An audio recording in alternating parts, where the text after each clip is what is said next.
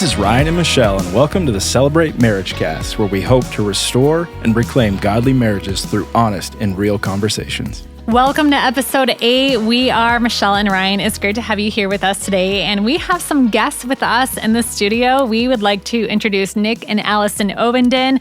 They are fellow celebrators, business people in the community. And Ryan, you guys actually served together in the kids ministry for a while too, right? Yeah, 6 years together. Years, yeah, absolutely. Yeah. So welcome. Yes, welcome, Ovenden. So just a little bit more about you guys, and then feel free to jump in. Yeah, no problem. This is not... Welcome to our show, you Yeah, guys. Thank you. We appreciate that. Thanks for having us. Feel so honored to be the first guests, speakers on the show, or not speakers, but guests on the show. Yes, yeah. Our first celebrators. So our first Celebrate guest speakers. So, Yes. yeah. Mm-hmm. Absolutely. So a little bit more about you guys. Nick, president of Great Life. If you are in Sioux Falls, you probably have seen a Great Life location or something to do with Great Life. We hope so anyway. Yeah, absolutely. So, and then literally everywhere, which is awesome. And Allie, you are an attorney serving as senior legal counsel at your company. Mm-hmm. And you guys have 2 daughters, 8 and 6, mm-hmm. which is awesome. And you love to watch their activities, be involved with them. And so we're going to talk kind of more about that today. But again, like Michelle said, welcome. So, and I just have a question to ask here too. So Nick, you guys sent us we had some questions we asked you before the show. And Nick, Allie, you were Celebrate members just like us. And I feel like people would think this is kind of fun to hear. But first of all, you've been married for how long? Tell our listeners. 15 years. Yep. Wow. 15 years. I was quizzing her actually both got it because right. I was going to say usually no offense, but usually I get this right and she forgets. Well, I just have to do the countdown. I know what year we were married, and I know what year it is now. I just had to do the countdown. Yeah, quick usually. math. And you're at the decade and a half mark. So that's like 15. Nice round number there. Yes, exactly. Question though. So Nick, you had said that in your dating relationship, it was a few years in the making. And I was wondering if you guys would share that story. There's a conflict that is with this story. I just want to preface that because we remember things differently. Okay. Well, you can start. So you can start. actually, I'll see the if first time we correct. met, apparently she didn't remember that, so I didn't have a very good first impression. But one of our friends, our mutual friends, thought that we would be a good couple, and she ended up introducing us in a dorm room with a bunch of friends, and she wanted nothing to do with me. So I was like the stubborn guy I was. I'm like, fine, she doesn't want anything to do with me. I don't want anything to do with her. And a couple years later go by, and I'm like, it wasn't until I think 2 or 3 years when we actually started hanging out and talking, and I was like, okay, maybe she's pretty cool. Not as bad as you thought. Yeah, I don't remember that first introduction. I do remember that my friend wanted us to be together and thought we'd be a good couple. I do remember that, but I don't remember that introduction that you so vividly do remember. That's cool. Thanks for sharing that story. It's neat because Ryan and I have a similar story. We had a mutual friend, my friend, your coworker, that had tried to set us up for a year. And we both kept telling her, no, leave us alone. No. And I think it's interesting how sometimes maybe our friends know us better than we know ourselves because look at us now. Yeah, so, yeah, absolutely. Yeah, we kept putting it off too. Yeah. So that's kind of cool. So very awesome. Cool. Thanks for sharing that story. Yeah. So we want to just kind of talk to you guys a little bit. Throughout marriage, I think you guys would agree. There's different stages, right? Mm-hmm. Like you have this first stage where you meet, and it's just the two of you, right? And then kids, career, and aging as you get older, and then it's moving into different stages, retirement, and all of that. Really, we're probably in similar spots. I don't know how old you are. I'm not going to ask because that's not. But with polite, the kids, elementary age kids. With elementary age kids, you kind of have this. And maybe it's not a balance. I don't think that's the right word, but this, you have a career, you're building a career, and you have kids. Mm-hmm. I think a lot of people in marriage have this, it's almost like a battle. Like you can't have both. Mm-hmm. Or, you're competing one against the other. Mm-hmm. What does that look like for you guys? Obviously, you're building very, very successful careers, and you're raising two kids. Mm-hmm. What does that look like for you guys? I'll jump in here. So it's been a little bit of a roller coaster with that, to be honest with you. So I think when we moved back, it's been almost 10 years now that we moved back to Sioux Falls, and I've been at Great Life since then. But when we started having kids and we had Harper for the first time, Allie was in a very successful career with law, and then we had a conversation of, hey, she wanted to take a step back and be at home with our daughter, and it's something that we decided was a good fit for us at that time. We downsized houses, and we had just built a brand new house of our dreams, and then ended up moving back. Actually, Glenn Loy came and spoke to celebrate about downsizing and Simplifying. So simplifying. Pastor Keith, our founding senior pastor, Keith Loy, his father is His Glenn father, Loy. yeah. So his father came in and spoke and did a message, and both of us walked out in the parking lot and got in the car. We kind of looked at each other and go, I think we're supposed to sell our house. Wow. And we put it on the market, and we were really nervous because of what people would think of us because we just built this house. We'd lived in there for maybe 6 months. Yeah, it was less than a year. Wow. Mhm. And Probably still had boxes to unpack. And we did. oh, yeah. We did, which was nice. I guess half of it was boxed Hey, up still. there you go. Yeah. But we ended up selling, and Allie got to stay at home with our daughter for a little while, and then quickly realized, well, after a year or so, that she had more to give to both. So it's been a balancing act, but I don't want to speak for her, but it's been one of the things that it's been really fun for me as a husband to see is how she can balance work and the kids and being an incredible mom at the same time. And it's a challenge because sometimes it doesn't always feel like you can succeed with that, with both. But she gets out there and she's a rock star mom. And not only does she do those two things, but she's able to find time to coach the girls in soccer and in basketball. Cool. So, I didn't know that. yeah, it's kind of fun to watch. Yeah, it Even is in the nice. rain, in 45 degrees in the Last rain, night, it's still yes. fun to watch. Yeah, that's- Our daughter informed us the other week at our son's soccer game. She's like, "This is why I played volleyball, indoor sports." Indoor I guess sports you all say the that for way. basketball, but yeah, Yes, you're both yeah. athletes, so that's really cool that you're coaching now, Allie. I didn't know that. That's neat. Yeah. I felt it's just fun for me to get out there, and I'm there anyway, and use my former knowledge and experience to coach them too. Pour into them. Yeah, exactly. So just another way to touch base with the kids, and in a different, I can't think of the word, but like capacity. yes, thank or- you. That's yeah. the word. Like in a different Yeah. capacity. Obviously, they see Yeah. me as mom all the time, but it's fun to then step out of there and be a coach to them and to their teammates. Yeah. So, yeah, it's fun.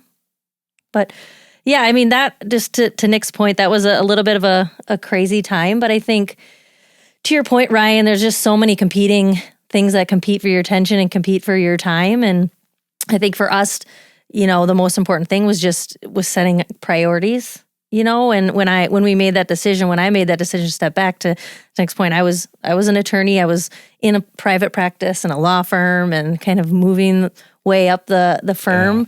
But it kind of just took some time for us to step back and say, well, what is most important Yeah. to us? And at that time, my career was not the most important thing. And I was okay with taking a step back and getting to spend a few years with not only Harper, but then our youngest as well, Nora, that we had while I was at home. And so I Wow. got to hang out with them and just be a mom and pour into them for the first few years of their life. But then, as Nick pointed out, I also realized that I was not a full-time stay-at-home mom. Sure. That was Yeah. also not me. I commend the people that are, because that is incredibly difficult.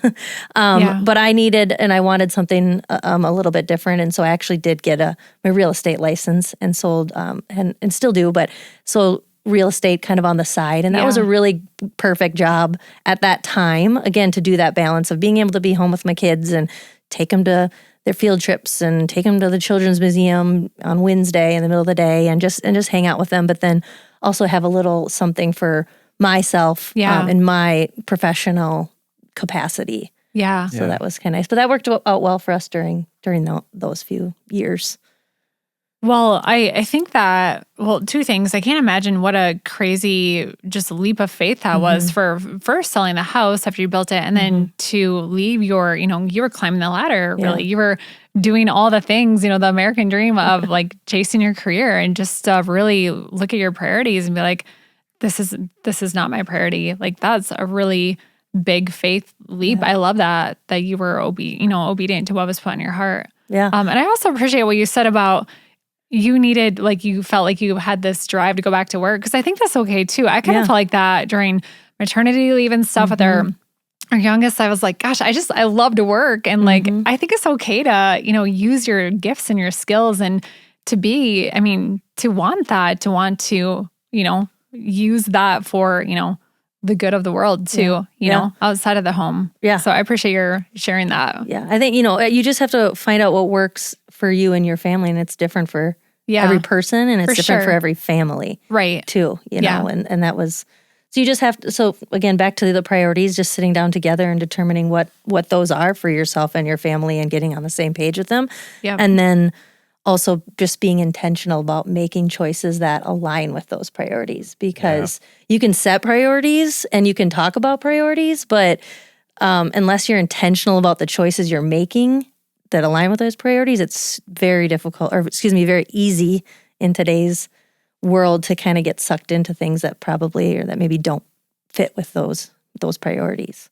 Sure. Yeah. You can say one thing, but your actions are what's evidence of that. Yeah. So how do you guys think that having kids has impacted your marriage, both for the good and maybe on the challenging side? And how do you deal with that? Do you want to start? Sure, I can start this one. It's been an amazing gift to have kids, but it's also been a challenge for our relationship. So it's awesome to be able to come together and serve our kids together and be a family. So all four of us together, and we're constantly doing stuff. The challenging part is finding time for the two of us to be able to get out and actually have dates and not lose ourselves. So I came from a family whose parents were divorced when I was in middle school. Basically, it's kind of the story of when the kids started to become independent, the parents didn't realize what to do with each other. Right. And it's something that we've been working on or being more intentional with spending time together, even if it's not going on necessarily dates every week. That is a lot of extra pressure to do. Sure. It's like, we have to go on a date. Wait a minute. but finding those the joy in the little things, even folding laundry for me, who quality time is one of my love languages. Nice. So folding laundry together or even watching a show together. Like last night we turned on a show and we just sat and we're together and present with each other is something that's a gift that's not necessarily a date, but it's quality time that can still be spent together. Before we had kids, I think we, at least for me, we weren't intentional with the time that we had, so we had a lot more extra time. Sure. And weren't intentional with like actually talking when we sat down, and it wasn't a good situation. So they've been a huge blessing, and it's been so fun to see the kids growing up and being able to be parents has been one of the biggest blessings that we've ever had. So Cool. And I think it gives you something else to focus on rather than yourself, right? You have your kids and you're trying to take someone else's needs and emotions and everything into check. And so it just helps you to be just more aware of like other people and their needs rather than yourself. We didn't always do that the best at the beginning of our marriage. So. very true. Do you guys do you want to elaborate on that? Like how so? Yeah. So you talked about seasons, and I just kind of giggled because we had a season when we got married when we were 23 and 24. Okay, pretty young So then. do the math. Right out of college. I'll be 40 here in a couple months. Anyway, so we after about a year, we ended up moving up to the Twin Cities, and Allie went into law school, and the focus was school. Let's get through school and move on with our careers and things like that. And unfortunately, during that time, we started going on this path in this season of we're okay with being in the same spot, but we really didn't communicate. So we were basically turned into roommates at that point. Yeah. And we had I don't know if you want to tell the story of pick up where So we had one point where we kind of looked at each other and were like, does this make sense to even be together? Because it's not really it's more of just a mutual, like, hey, we're just kind of living together and it just is what it is thing. Yeah. And Wow. And I mean, to Nick's point, being our focus was on school. My focus was on school and being successful and doing well in school so I could get a good job. Nick's focus was probably working and providing for us so that I could get through school. And through that, we did not, like Keith always says, if things aren't right here, things aren't right here. Yeah. And that was And the just for our epitome of listeners, that. here being the first here being up with our relationship with Christ, and then the second here out horizontal, like with the world. If our things aren't going up to our Father, right? Then living if it our out. focus isn't here, we're not gonna. Everything is going to feel like chaotic and disorganized here because our priorities are not in the right spot. Yeah. And I can tell, at least I can speak for myself during that time, this was not at all in alignment. Sure. So it was causing all sorts of chaos here because my priorities were just not in the right spot. And thankfully we had that frank discussion, and thankfully he had a level head, and we had a plan of moving forward that we still wanted to stay together and make it work, and we did. And it was a tough time. Wow. But I wouldn't change it for the world because it's made our relationship so much stronger going through that and having experienced something like that.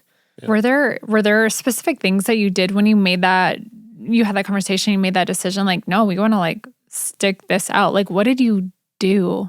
And in last week's episode, we had Bob Paul, the vice president of the Focus Marriage Institute, and he spoke about something similar. So if you didn't catch that episode, go back and listen to that because we're going to touch on that topic too. But what did you guys do? we actually started therapy together. And we started with a therapist. I think Ellie had found this individual person. And it was crazy because we sat down, and the first time that we got in the room, I don't know if you remember this, but it was a straight couch. One sat here and the other one sat here. And she just started talking. She goes, "It's not my job to talk you into staying married, but it's my job to basically moderate." And she started talking to us and had us telling the story, and then had us talk about the things that we fell in love with the other one. Mm-hmm. And it turned out to be the things that we fell in love with were the things that we were most annoyed with at that point. Wow. And I'm like, so her independence and her being able to tell me what I needed to hear, not what I wanted to hear, was something that drew me to her initially. Sure. Like she makes me a better person because she's able to call me out in different things when I'm not being the smartest thing. I'm trying to be nice to myself. But she does an amazing job at that. But when you're not level-headed and when your relationship's not strong and you can't take that criticism, my tendency was to fight back and be like, "God, can she ever just stop?" And it turned out like she did a really nice job of moderating so that we could actually talk together. I mean, that was the ultimate result, was like, she's like, you guys just don't talk to each other. Wow. We were not talking to each other. So we would have these frustrations and have these feelings, but we wouldn't tell each other what we were feeling or what we were frustrated with. So how is he supposed to know what is causing me to have frustrations and anxieties and frustrations if I don't tell him, And it's such a small thing that you're like, duh. Yeah. Right? But when you're doing it and when you're in the middle of it, it's just so easy to forget that, and just constantly be focused on how you're feeling, what hurts you're experiencing, what frustrations you're experiencing, but not how can you take action to make it better, right? And take ownership of that. And it was just such a simple thing that once she said it, for some reason, at one point, it just like clicked. And she made us do homework, like, we had our homework to communicate and these activities we had to do, which were super awkward at first, but so good because it got us to talk, and those are lessons that now we carry us with us through our relationship. So sometimes therapy has just got this big like taboo on it, but I 100% recommend that for anyone. Obviously, who we saw was in Minneapolis, so she's not here, but I just think that that's such a nice, sometimes you just need a neutral party to see what's going on because you're so in it and you can't realize what's going on. We might have totally derailed that, but that's so good. So good. I feel like that's such rich content too. Like that's just such I don't know. Thanks for the vulnerability and sharing that. Like, that's really good. I hope it encourages other listeners to, maybe take that step. And we talked about that a few weeks back about this mind reading. Like, we just, I gave a story about this mascara example, and I was like, I just wanted Ryan to know, it's like, but they don't. And I don't. Yeah. You don't know about mascara, Ryan? No, Okay. no. You guys have talked about this a lot, about priorities. One of the things, Nick, that you mentioned is the family that you grew up in was that, we focus on the kids, and then when the kids become independent, you have a husband and wife that don't know each other. And we hear it a lot of, we have practice Monday, Tuesday, Wednesday, Thursday, Friday, and then we have a game on Saturday, and we might see each other on Sunday. Like, I mean, honestly, it's reality, and I'm not trying to make fun of anybody or talk negative about anything. It's just part of we see this a lot of there's this focus of running and they don't make their marriage a priority. And then when the kids grow up or the kids leave, you've got two strangers that don't know each other. Right. They've been so focused on kids and activities and things like that. What is it, what does it look like for you guys daily or weekly or whatever it is to set those priorities? And then what does it look like, to still be able to do the activities? Because it's a fun part of life to see your kids play and have fun, but also to keep your marriage strong, to keep your relationship strong, to have that time together. Yeah. We're still working on that. I'm just going to throw it out there that that's one thing that we've talked about, like we need to get better at. But like I was saying before, I think too many people put pressure on themselves of, well, I have to do X amount of time. I have to do the dates every week. It has to be like the grand date, like an actual going out to a restaurant or going to a movie, and it has to be something big like that. Yeah. And it kind of depends on each person, but what's helped us a lot is actually sending calendar invites for different things. Sure. Get on the calendar. And for real, like that's what it's probably helped our communication more than anything that we've done in the last couple of years, because it helps, like we know where practices are and we know like, hey, who's going to pick up whom.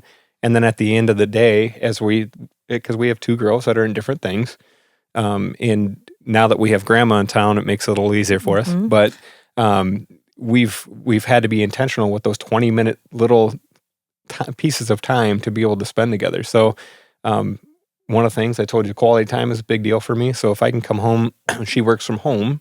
It's a remote job. So if I can come home in the middle of the day to say hello and spend 20 minutes with her, like that's just an easy thing that I wouldn't have naturally thought about, that I'm like, okay, I need to be intentional with this. But it's just finding those little snippets of time to be able to spend together, to make sure that you do those quick check-ins. Like, hey, are we okay? What's going on? How you feeling?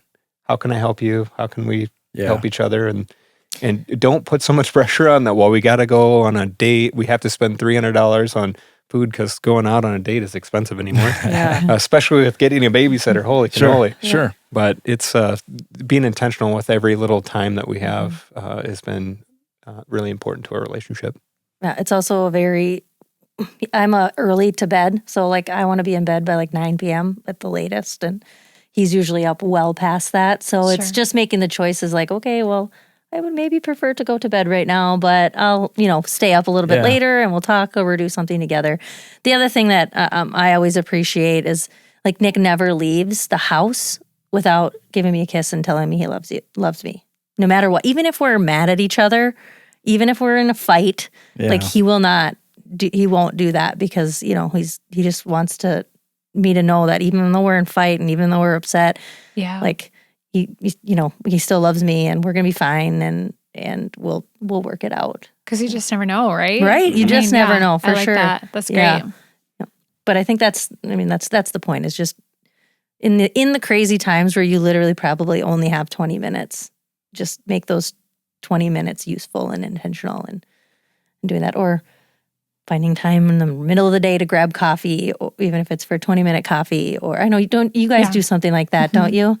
I think I remember hearing you, lunch has been kind of that same concept of like, oh, you need to go out and but sometimes like, hey, let's have lunch. Yep. Yeah. Like we both eat lunch. Right. Like, let's just do it together. Yeah. Yep. Absolutely. Yeah. Yes, exactly. Yeah. I think it's so good. I think it's priorities and it's finding the time that is there. Because we all have time on our schedule, and it's just how you spend it, what your priority is. So, a couple things as we're wrapping up here. Just kind of, we have 3 questions that we'd like to ask our guests, just kind of rapid fire. You don't need to think about them. Just kind of rapid fire. First kind of thing that comes to your head.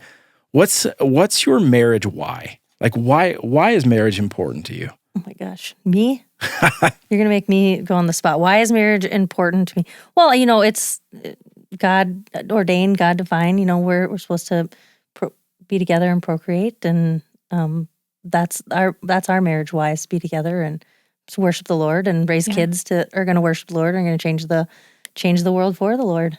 That's great. Wow, that's great, Ellie. I can't be that. See, that's why So I defer good. to her. That's great. I'm going to defer to her for everything. All right. Number 2, best date night. Ooh, best date night. Oh, Well, it's man. different for both of us because we used to be the movie, dinner and a movie. That's Every time. Yep. That we was haven't really done that in a long time. But dinner and a movie. Okay. Yeah. All right. Yeah. Both We of you. both, We're we both kind of love that. boring, but We are kind of That's boring. all right. I would say either dinner movie or like a sporting event movie. Yeah. Like go to a Stampede game or Cool. Augie basketball, Augie football, or Hoggy hockey now. Yeah. We're there you both go. always Santa Doggy, grads. doggy. So There you go. yeah. Awesome. And then lastly, what's bringing you joy in your marriage right now? Watching him be the awesome girl dad Aw. to our girls, and just him being such a good representative of what they should be seeking in a husband.